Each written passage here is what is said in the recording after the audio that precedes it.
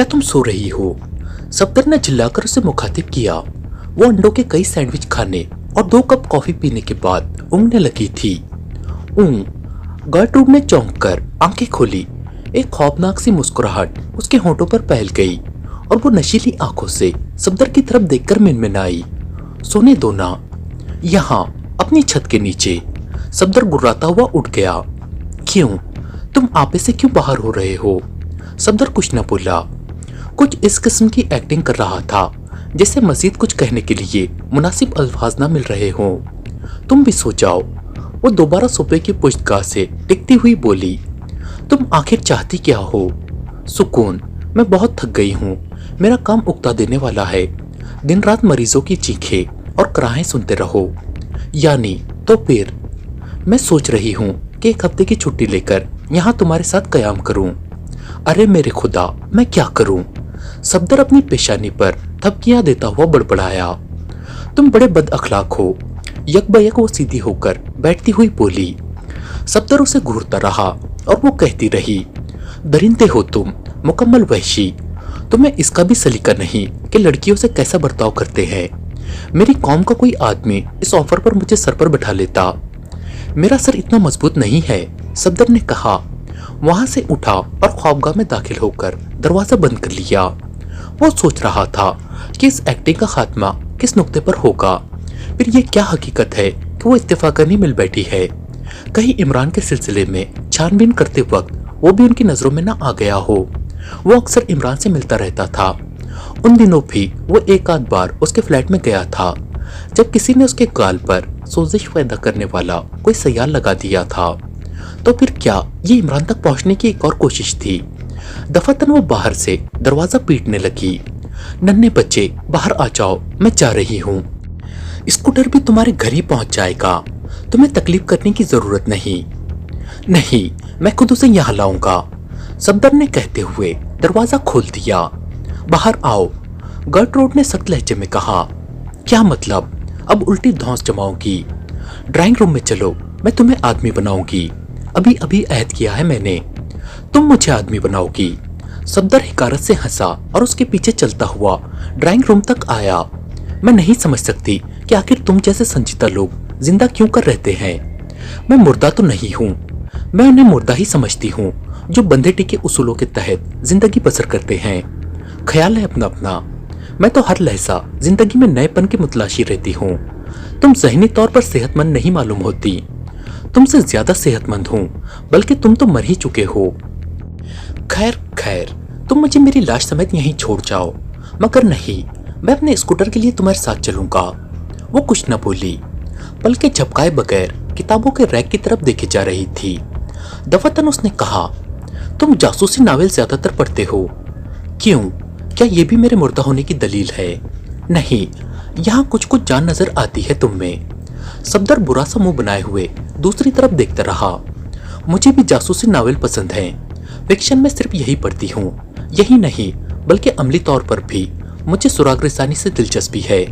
अक्सर लोगों का ताकुब करती हूँ, उनके बारे में मालूमात हासिल करके बाकायदा रिपोर्टें तरतीब देती हूँ। क्या ये जिंदगी की यकसानियत दूर करने का एक दिलचस्प तरीका नहीं है? मुझे सिर्फ पढ़ने की हद तक दिलचस्पी है, सफदर बोला। कभी कोशिश करो, फिर देखना कितना लुत्फ आता है। यानी मैं यूं ही ख्वामा किसी शरीफ आदमी का ताकुब शुरू कर दूं। क्या कबाहत है इसमें? तुम उसकी जेब तो काटोगे नहीं। फिर भी वक्त क्यों बर्बाद किया जाए? मैं कह रही थी कि ये उकताए हुए जहनों के लिए एक बेहतरीन तफरीह है। सफदर ने अपने चेहरे पर कुछ ऐसे आसार तारी किए जैसे संजीदगी से इस मसले पर गौर कर रहा हो। बिल आखिर खंकार कर बोला, हाँ, ये चीज खासी दिलचस्प साबित हो सकती है। साबित हो चुकी है। गर्ट्रूड अपने हाथ पर हाथ मारकर बोली, मैं जाती तजुर्बे की बिना पर कह रही हूँ। कोई ऐसा वाकया बताओ जब तुमने किसी का ताकुब करके दिलचस्प नताइज हासिल किए हों। अभी हाल ही में एक अजीबोगरीब आदमी का ताकुब करती रही हूँ, लेकिन अब वो दिखाई नहीं देता। मैंने उसकी जाए कयाम तक का पता लगा लिया था। अजीब आदमी था। राह चलते ऐसी हरकतें करता था कि बेख्तियार हंसी आ जाए। दरअसल इस चीज ने मुझे उसका ताकुब करने पर मजबूर किया था। तुम्हें बताऊं, मेरे पास एक स्पाई कैमरा भी है। उससे मैंने एक बार उसकी तस्वीर भी ले ली थी, लेकिन उसे खबर भी ना हो सकी। ये कैमरा देखने में सिगरेट लाइटर मालूम होता है, दर हकीकत बैक वक्त सिगरेट लाइटर भी है और कैमरा भी। बस सिगरेट जलाते वक्त बटन दबाइए, तस्वीर खींच गई। जिसकी तस्वीर ली गई वो लाइल्म ही रहा। ओ ओ, सफदर मुस्तरबाना अंदाज में हाथ मलता हुआ बोला, मुझे भी दिखाना वो कैमरा। अब वो एक ऐसा बच्चा लग रहा था जिसे परिस्तान की कहानियां सुनाई जा रही हो। मैं दिखाऊंगी, गटरोड बोली। अगर तुम सुराग रिसानी करना चाहो तो मैं तुम्हें अपना ये केस उधार दे सकती हूँ। मतलब ये है कि मैं तुम्हें उस आदमी का घर दिखा दूं, उसकी तस्वीर भी तुम्हारे हवाले करूं और तुम उस पर नजर रखो। किस्सा दरअसल ये है कि वो कई दिनों से नजर नहीं आया, अपने घर में भी मौजूद नहीं है। बस जब वो अपने घर में दाखिल होता दिखाई दे, उसकी निगरानी शुरू कर दो। लाओ, मुझे दो उसकी तस्वीर, मैं देखूंगा। शायद हाँ, वो कुछ सोचती हुई बोली। यकीनन वो मेरे पर्स ही में होगी। उसने मेज पर रखा हुआ पर्स उठाया, उसे खोलकर कुछ तलाश करती रही, फिर एक छोटी सी तस्वीर निकालकर सफदर की तरफ बढ़ाती हुई बोली, ये रही। और सफदर की खोपड़ी नाच कर रह गई। ये इमरान की तस्वीर थी। तो ये बात है। उसने सोचा, अब इमरान को ढूंढ निकालने के लिए ये तरीक़ार इख्तियार किया जा रहा है। गैर मुल्कियों को उसके फ्लैट के आसपास से हटा लिया गया है। अजनबियों और अनाड़ियों को आलाकार बनाया जा रहा है। बहुत खूब, ये तो सूरत ही से अहमक मालूम होता है। सफदर ने कहा, यही चीज तो तवज्जो का बास बनी थी। मैं जरूर इसकी निगरानी करूंगा। बस तो फिर चलो, मैं अभी तुम्हें उसका मकान दिखाई देती हूँ। राफिया ने उस पुरइसरार नौजवान को अपनी राम कहानी सुना दी थी और वो खामोश बैठा मुतफक्कराना अंदाज में रह रहकर सर हिला रहा था। कुछ देर बाद उसने कहा, तो ये दो तरह के खतूत होते हैं, जरा तफसील फिर तो बताना। एक तो वो होते हैं जिनमें किसी एक जानवर का नाम और नाम तहरीर करने का वक्त दर्ज होता है। दूसरी किस्म के खतूत में सिर्फ जानवरों के नाम होते हैं, शुरू से आखिर तक सिर्फ जानवरों के नाम। नौजवान ने पूछा, और कुछ नहीं होता उनमें? कतई नहीं, मैं उनका बगौर मुताला करती हूँ। उनमें जानवरों के बेशुमार नामों के अलावा और कुछ नहीं होता। अच्छा, तो फिर तुमने उस पर भी जरूर गौर किया होगा कि मुख्तलिफ जानवरों के नाम होते हैं या बाज़ जानवरों के नाम दोहराए भी जाते हैं और फिर वो खुद नोट लगाकर जवाब टाइप करने के लिए तुम्हारे पास वापस नहीं आते। कभी वापस नहीं आए, प्रोफेसर उन्हें अपने ही पास रखता है और कहता है कि वो मुखालिफ रूहों के मुवक्किलों की हरकत है। नौजवान किसी सोच में पड़ गया। थोड़ी देर बाद उसने कहा, यह भी मुमकिन है, यकीन के साथ कुछ नहीं कहा जा सकता। उन खतूत को देखे बगैर किसी फैसले पर पहुंचना मुश्किल है। अच्छा देखो, एक काम करो, तुम उन खतूत की नकल तो ला ही सकोगी। मेरा मतलब है कि अगर ऐसे खतूत फिर आए, लिफाफों पर डाकखानों की मोहरें पढ़ने की कोशिश करो और हर खत की नकल के साथ उसकी रवानगी के मकाम का हवाला भी दो। ये तो जानती ही होगी कि रवानगी के मकाम की मोहर टिकटों पर लगती है। मैं कोशिश करूंगी कि नकल ला सकूं। खास हिदायत सुनो, कोई ऐसी गलती तुमसे सरसद ना होने पाए जिसकी बिना पर वीलानी को तुम्हारी मासूमियत और ला इल्मी पर शुबा हो। उसके सारे अहकामात की तामील कान दबाकर करती रहो। मैं तंग आ गई हूँ, कुछ दिन और सही। मुझे कोई बड़ा फ्रॉड मालूम होता है। खैर, हाँ तो अब रहा मिस्टर सिद्दीकी वाला मामला, उसके लिए भी प्रोफेसर के अहकामात की पाबंद रहो। मतलब ये कि प्रोफेसर और उस मुबीना रूह के अहकामात में इख्तिलाफ तो हो नहीं सकता। उसने यही तो कहा था तुमसे कि फिलहाल सिद्दीकी को टालती रहो। ठीक है, मुझे वो आदमी सख्त नापसंद है, उसके बावजूद भी फिलहाल वही करो जो कहा गया है। मुझे यकीन है कि कुछ दिनों के बाद तुम्हें खुद ही मालूम हो जाएगा कि सिद्दीकी से मिलने की हिदायत क्यों मिली थी और फिर उससे गुरेज करने को क्यों कहा गया। बस अब जाओ, ये मेरी इबादत का वक्त है। तुम्हें ये सब कुछ बताकर मैं बड़ा सुकून महसूस कर रही हूँ और किसी से तस्करा मत करना, हरगिज नहीं। या कबूतर, या मुर्ग तख्तनशीन, या गरबा फरागज़दा आफत रसीदा। क्या कह रहे हो? मैं नहीं समझी। नौजवान ने हाथ हिलाकर चले जाने का इशारा करते हुए अपनी बड़बड़ाहट जारी रखी। राफिया चुपचाप कमरे से निकल गई। ब्लैक ज़ीरो उस रिपोर्ट पर नजरसानी कर रहा था जो सीक्रेट सर्विस के मुख्तलिफ मेंबरों की फराहम करदा इत्तलात पर मुश्तमिल थी। रिपोर्ट के मुख्तसर पॉइंट्स ये थे, वो इमारत जिससे नरेश 5 आदमियों को ले गया था अब खाली थी। सीक्रेट सर्विस के एक मेंबर ने बेजाब्ता तौर पर इमारत में दाखिल होकर उसकी तलाशी भी ली थी, लेकिन कोई ऐसी चीज नहीं मिली थी जिससे इन वाकयात पर मजीद रोशनी पड़ सकती। पांचों गैर मुल्कियों को रूपी मिल फिशरीज की एक लॉन्च किसी नामालूम मंजिल की तरफ ले गई थी और वैन जिसमें वो साहिल तक ले जाए गए थे रूपी मिल की रिहायशी इमारत में वापस ले जाई गई थी। हार्वे रिचमैन हवालात से अस्पताल में मुंतकिल कर दिया गया था। उसकी रिहाई के लिए वजारत तिजारती उमूर के एक डिप्टी सेक्रेटरी व नफ्स नफीस थाने पहुंचे थे। उसके कुत्ते सरकारी तहवील में थे। फ्रेंड्स एब्रॉड क्लब के सिलसिले में कोई ऐसी बात सामने नहीं आई थी जिस पर खास तौर पर ध्यान दिया जाता, फिर भी निगरानी जारी रही। मॉरेली फ्राम क्लब की इमारत से बाहर नहीं देखी गई। ओटो विलानी की रिहाइशगाह की निगरानी जारी थी। अभी तक कोई ऐसा आदमी नजर नहीं आया जिस पर शुबा किया जा सके कि वो विलानी की रिहाइशगाह से होटल शिराज तक राफिया सुमनाफ की निगरानी करता है। अलबत्ता अब वो उस खपती से नौजवान के कमरे में अक्सर दिखाई देती है जिसे उसने चंद दिनों पहले दूसरी मंजिल के जीनों के करीब बेहोश पड़ा पाया था। गर्ट्रूड ने सफदर को इमरान की तस्वीर देकर उसकी तलाश पर उभारा है। दोनों रोजाना मिल रहे हैं। गर्ट्रूड की शामें उमूमन सफदर के बंगले पर गुजरती हैं और दोनों रात गए तक साथ रहते हैं। नरेश की निगरानी बदस्तूर जारी है। इमारत के सामने वैन खड़ी करके अपनी झोपड़ी में वापस गया है तो अब तक बाहर नहीं निकला। एक बूढ़ी औरत बाजार से उसके लिए सौदा सलप लाती है। डिप्टी सेक्रेटरी सिद्दीकी ने कई बार राफिया सुमनाफ से मिलने की कोशिश की, लेकिन वो अपने कमरे से निकलकर लॉन्च में नहीं आती। वो होटल शिराज के लॉन्च वाले फोन पर उससे गुफ्तगू करता है। ब्लैक जीरो ने रिपोर्ट एक तरफ रख दी और बुझा हुआ पाइप सुलगाने लगा। इतने में टेलीफोन की घंटी बजी। ब्लैक जीरो ने रिसीवर उठाया। दूसरी तरफ से लेफ्टिनेंट सिद्दीकी था। उसने कहा, स्विच ऑन कर दीजिए। दूसरी तरफ से सिलसिला मुनक़ता हो जाने पर उसने रिसीवर रख दिया और उठकर ऑपरेशन रूम में आया। ट्रांसमीटर का स्विच ऑन करके वहीं बैठ गया। कुछ देर बाद आवाज आई, hello X2, hello X2, hello. Black zero एक्सटिक्विसी आवाज में कुर्राया। कोड वर्ड्स में कहा गया, इमरान के मुलाजिमीन जोसेफ और सुलेमान पर कैप्टन फैयाज तशद्दुद कर रहा है, लेकिन उन्होंने अभी तक उसे नहीं बताया कि इमरान कहाँ मिल सकेगा। ओवर। क्या वो दोनों जेर हिरासत हैं? ब्लैक जीरो ने पूछा। जी हाँ, वो जेर हिरासत हैं। क्या फैयाज उसके लिए कोई कानूनी जवाज रखता है? अभी तक ये नहीं मालूम हो सका। मालूम करो। Over and all, black zero ने कहा और ट्रांसमीटर का स्विच ऑफ कर दिया।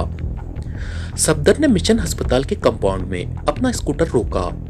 गर्ट्रूड इस वक्त बरामदे से गुजर रही थी। उसे देखकर रुक गई और मखसूस अंदाज में हाथों को जंबीश दी। सफदर के चेहरे से दबी हुई गर्मजोशी का इजहार हो रहा था।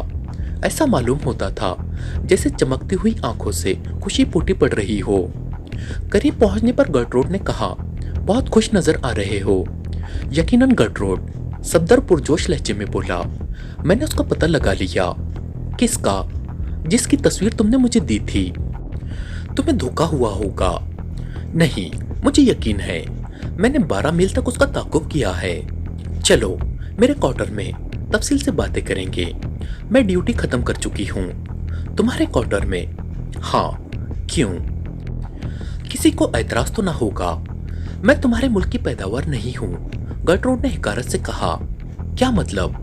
चलो चलो, आंखें ना निकालो। वो उसे अपने क्वार्टर में लाई। सफदर के चेहरे पर कुबुदगी के आसार थे। बुरा सा मुंह बनाए हुए एक कुर्सी के हत्थे पर टिक गया। ये इतना बुरा मुंह क्यों बना रखा है? गर्ट्रूड ने पूछा। तुम बार बार मुल्क का ताना देती हो। काश तुम लड़की होते और मैं लड़का। गर्ट्रूड ने ठंडी सांस लेकर कहा। खुदा की कसम। बस बस, वो हाथ उठाकर बोली। कोई ऐसी कसम ना खा बैठना कि बाद में पछताना पड़े। खैर बताओ, क्या रिपोर्ट है? नहीं बताता। हे, वो सीने पर हाथ मारकर बोली। जरा इधर तो देखना। Shut up. सफदर ने झींपे हुए अंदाज में नजरें झुका ली। अब तुम मुझे जिंदा ना रहने दोगे। मैं जा रहा हूँ। सफदर उठकर दरवाजे की तरफ बढ़ा। वो उससे पहले ही दरवाजे के करीब पहुंच गई और रास्ता रोकने के लिए दोनों हाथ फैला दिए। चलो अब कुछ नहीं कहूंगी। हम दोनों अच्छे दोस्त हैं। अब तुम अपनी कहानी सुनाओ।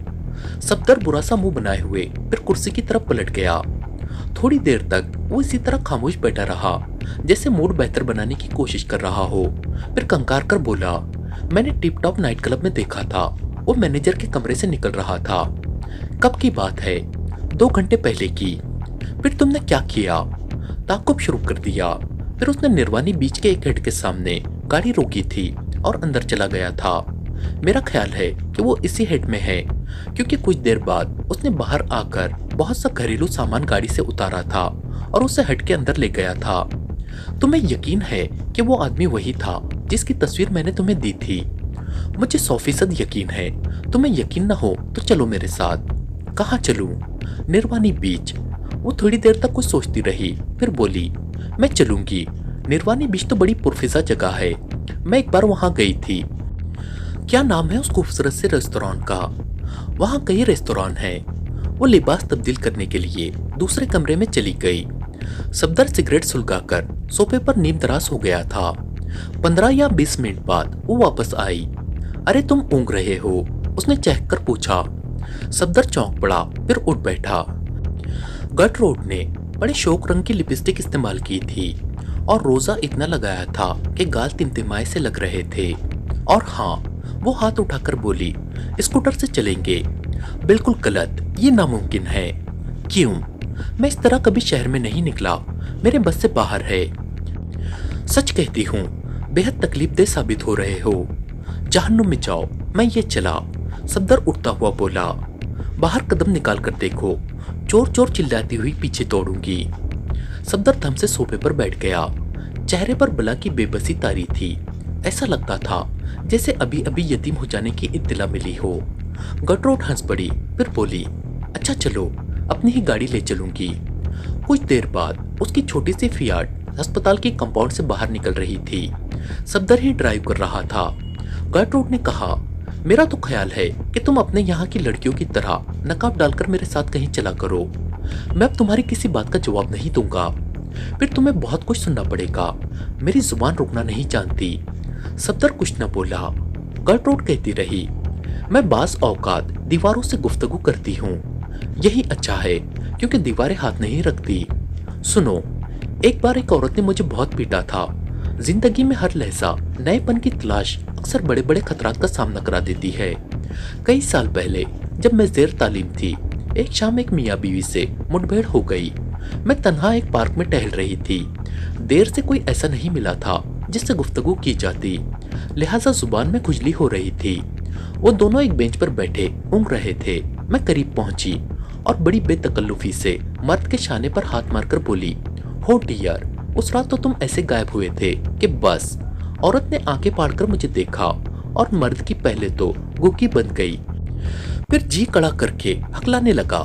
पता नहीं क्या कहा था उसने, गालिबन यही कहा होगा कि मुझे गलतफहमी हुई है।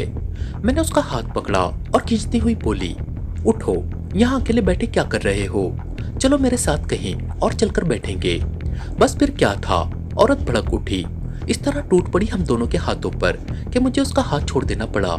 चीख कर बोली, क्या कहती है, अकेला बैठा है? अरे मैं इसकी बीवी हूँ। मैंने कहा तब फिर ये कुछ झूठा होगा।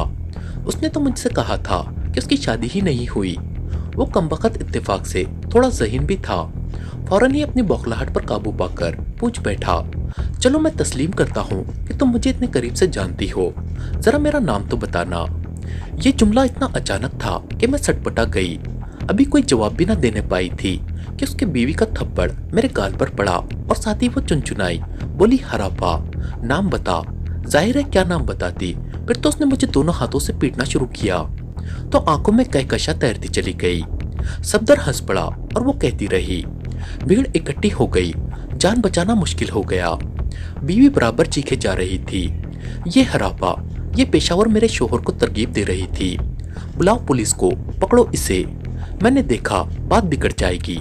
उसके शोहर पर टूट पड़ी, दोनों हाथों से पीट डाला और चीखने लगी। इस हरामजादे ने मुझे इशारा किया था, क्या समझता है? बहरहाल कुछ लोगों के बीच बचाव कराने पर मेरी कुल्लू खलासी हो सकी थी। बहुत खतरनाक हो, सफदर बोला। और यहाँ तुम्हारे मुल्क में तो अगर राह चलते किसी की तरफ इशारा भी कर दूं तो उसकी हड्डियां पसलियां बराबर हो जाएगी। तुम लोग इस सिलसिले में बहुत ज्यादा हसास वाक़ई हुए हो। बिलाशुबा अगर सर रहा कोई मर्द किसी औरत को छेड़ दे तो हम उसे अपनी दानिश में तो मार ही डालते हैं, लिहाजा चुपचाप मेरी मर्जी के पाबंद हो जाओ। मेरे हमदर्दों की तादाद ज्यादा ही होगी क्योंकि मैं गैर मुल्की हूँ। इस वक्त गाड़ी शहर से निकलकर एक सुनसान सड़क पर चल रही थी। सफदर ने कहा, अच्छी बात है, मैं उससे पहले ही क्यों ना अपना हिसाब बराबर कर दूं। साथ ही उसने गाड़ी की रफ्तार कम कर दी और उसे बाएं जानिब कच्चे में उतारने लगा। ये क्या कर रहे हो? गर्टरूड ने बौखलाकर पूछा। यहाँ सन्नाटा है, तुम्हें हमदर्द ना मिल सकेंगे। क्या मतलब? पीटूंगा तुम्हें, उस वक्त तक पीटता रहूंगा जब तक बेहोश ना हो जाओ। गाड़ी रुक गई, इंजन बंद कर दिया गया। दिमाग खराब हुआ है? पीटने से पहले तुम्हें हक हासिल है कि मेरे बारे में अपनी राय जाहिर कर सको, यानी यही कि मेरा दिमाग खराब है। और किसी को ख्वामखा पीट डालना ज़हनी सेहतमंदी की अलामत तो हो नहीं सकती। क्या सचमुच? यानी कि वो सफदर के बेहद गंभीर चेहरे का जायजा लेती हुई हकलाई। बिलाशुबा सफदर ने इस तरह हाथ बढ़ाया जैसे उसके बालों को मुट्ठी में जकड़ लेने का इरादा रखता हो। अरे अरे, वो पीछे खिसकी। खामोश रहो, सफदर गुर्राया। वो पलके झपकाए बगैर उसकी आंखों में देखे जा रहा था। यानी कि तुम? Shut up. वो इतने जोर से दहाड़ा कि गर्टरूड झिझक पड़ी। साथ ही उसने जेब से बड़ा सा चाकू निकालकर खोला। चाकू करकराहट के साथ खुला था और ये करकराहट गर्टरूड की जिस्म की थरथरी के मुतवाजी मालूम हुई थी। अपना रुमाल अपने मुंह में ठूंस लो ताकि चीखे ना निकल सके। वो सांप की तरह फुफकारा। अरे तुम ये क्या कर रहे हो? वो रूहान सी आवाज में मिनमिनाई। अरे अरे, हो। वो बुरी तरह कांप रही थी और डरी डरी ला यानी आवाजें उसके हलक से निकलने लगी थी। सफदर ने चाकू का पल उसकी आंखों के सामने लहराया और एक बेसाख्ता किस्म की तवील चीख सन्नाटे में दूर तक तैरती चली गई। सफदर किसी तरह भी अपनी हंसी ना रोक सका, बस धरी रह गई सारी अकड़ फूं। ओ, वो हाँफती हुई बोली। होठों पर सहमी हुई सी मुस्कुराहट नजर आई और फिर यकबयक उसके मुंह से गालियों का तूफान उमड़ पड़ा। सफदर बेतहाशा हंसी जा रहा था और वो बेसरोपा अल्फाज में उसे बुरा भला कह रही थी। जब थक गई तो खिड़की पर माथा टेक कर सिसकियां लेने लगी। अब हम निर्वाणी बीच की तरफ जा रहे हैं, सफदर ने चहकती हुई आवाज में कहा और इंजन स्टार्ट कर दिया। लेकिन वो उसी तरह सर औंधाए सिसकियां लेती रही। गाड़ी निर्वाणी बीच की तरफ बढ़ती रही और रफ्ता रफ्ता उसकी सिसकियां मादूम होती गई। बिल आखिर वो बिल्कुल ही पुरसुकून हो गई, लेकिन सर अब भी उसी तरह खिड़की पर टिका हुआ था। सफदर भी खामोशी रहा, फिलहाल उसे नहीं छेड़ना चाहता था। कुछ देर बाद गाड़ी निर्वाणी बीच की हुदूद में दाखिल हुई। सफदर अब भी कुछ न बोला। वो बदस्तूर उसी तरह बैठी हुई थी। एक जगह उसने गाड़ी रोक दी और उसके शाने पर हाथ रखकर मुस्तरबाना अंदाज में कहा, देखो देखो वो रहा। वो चौंक पड़ी, सर उठाकर खाली खाली नजरों से सफदर की तरफ देखा। बाएं जानिब खिड़की में सफदर ने विंड स्क्रीन पर नजर जमाए हुए आहिस्ता से कहा। उसने सर घुमाया, बताई हुई खिड़की पर निगाह डाली, कुछ देर देखती रही, फिर बर्राई हुई आवाज में बोली, हाँ ये वही है, वापस चलो, मेरी तबीयत ठीक नहीं है। उसके बाद फिर पहली ही सी पोजीशन में आ गई, यानी खिड़की पर पेशानी लगा दी। बस इतनी सी बात के लिए सफदर ने तलक लहजे में कहा, मैं तो समझा था कुछ देर तफरी रहेगी, तुम अपने मखसूस अंदाज में इससे किसी किस्म की छेड़छाड़ करोगी। ओ समझा, तुम्हारा मूड खराब हो गया है। मुझे ऐसे लोग पसंद नहीं है जो खुद तो दूसरों को छेड़ते रहे, परेशान करते रहे, लेकिन जब कोई उन्हें छेड़े तो बुरा मान जाते हैं। ये बात नहीं है सफदर, सचमुच मेरी तबीयत खराब है, मुझे वापस ले चलो। सफदर ने एक्सीलेटर पर दबाव डाला। गाड़ी झटके से आगे बढ़ी और वो फिर शहर की तरफ रवाना हो गए। क्या तुम सच समझी थी? सफदर ने कुछ देर बाद पूछा। सफदर, मेरी तबीयत ठीक नहीं। अच्छा। सफदर ने फिर खामोशी रहना मुनासिब समझा। फिर जब वो अस्पताल पहुंचकर वहां से रवानगी के लिए अपना स्कूटर स्टार्ट कर रहा था, तब भी गर्टरूड ने उससे कुछ न कहा, बस वीरान सी आंखों से उसे देखती रही थी। घर वापस आकर सफदर ने फोन पर राना पैलेस के नंबर डायल किए और एक्स2 को इत्तला दी कि वो उसकी स्कीम को अमली जामा पहना चुका है। राफिया सुमोना हस्ब दस्तूर अपने फराइज अंजाम दे रही थी कि कमरे में रूह की सरगोशी गूंजी। ठहर जाओ। उसके हाथ टाइपराइटर पर रुक गए। बाहर सिद्दीकी खड़ा है। वो यहाँ कहाँ? राफिया चौंक कर बोली। मैंने उसे यहाँ का पता तो नहीं बताया था। उसने पोस्ट ऑफिस से मालूम किया है। तो फिर मुझे क्या करना चाहिए? घंटी की आवाज सुनकर उसे ड्राइंग रूम में रिसीव करो। प्रोफेसर के बारे में कह देना कि वो मौजूद नहीं है। राफिया ने तवील सांस ली